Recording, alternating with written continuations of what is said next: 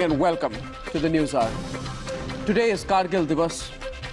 Today is the day when we remember 17 years later the valor, the sacrifice, the martyrdom and the ultimate bravery of our heroes of Kargil.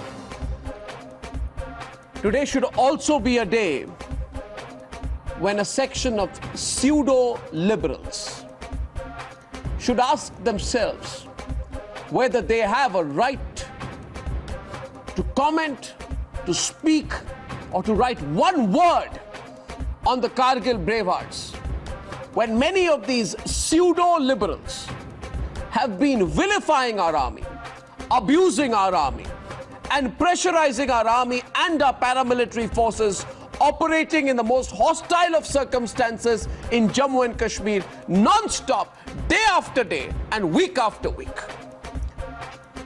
Viewers, for the last 3 weeks, this narrow but vocal section, which includes vested interests in some parts of the media, have been openly and shockingly trying to echo the Pakistani line.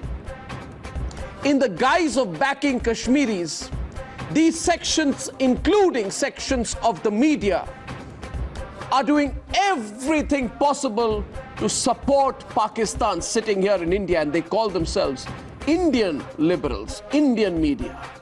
They're Indian pseudo-liberals and certainly not real Indian media. They're supporting Pakistan. Directly or indirectly, they are supporting the ISI, supporting Rawalpindi. They're supporting Hafiz Saeed, using the death, the killing of a terrorist as a peg. They have tried to project Burhan Wani as some kind of local boy butchered by security forces. That is the kind of fake narrative they're trying to build. These people are dangerous. They try to build a false imagery that Burhan Wani was an innocent son of a headmaster and the Indian state, cruel as it is, was at fault. What a lie.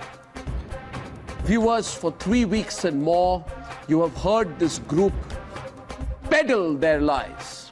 You've heard this group openly, pro-Pakistan activists operating out of India, carrying an Indian passport, some of them posing as some kind of journalist, starting to drum up a campaign orchestrated and planned across the border for Azadi in Kashmir. They're writing articles, they're giving interviews unstopped. Some of these pseudo-journalists give away operational details of the movement, the logistical deployment and the activities of our armed forces when they are taking on these terrorists, openly compromising their security.